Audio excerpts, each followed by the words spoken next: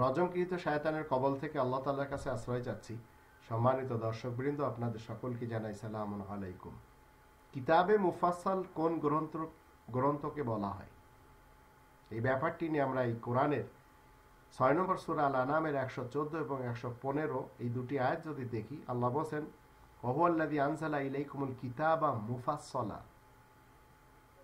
এই দুটি আয়াতের বাংলা অনুবাদ হচ্ছে, আল্লাহ ছাড়া আর কাউকে আমি ব্যবস্থাপক হিসেবে খুঁজব নাকি? অথচ তিনি তো তোমাদের কাছে বিস্তারিত বিবরণপূর্ণ এই একটি লিখিত গ্রন্থ নাজিল করেছেন।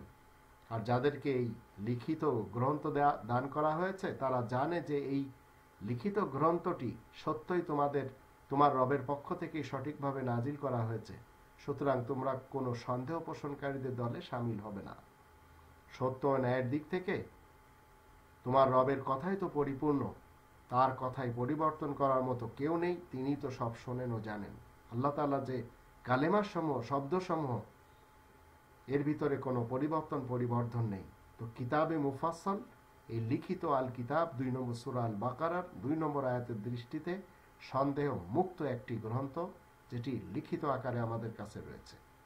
এছাড়া অন্য কোনো গ্রন্থকে এবং এই কোরআনের বাহিরে কোনো আয়াতকে না আমরা কিতাবে মুফাসসাল আর না ইমানে মুফাসসাল বলতে পারি।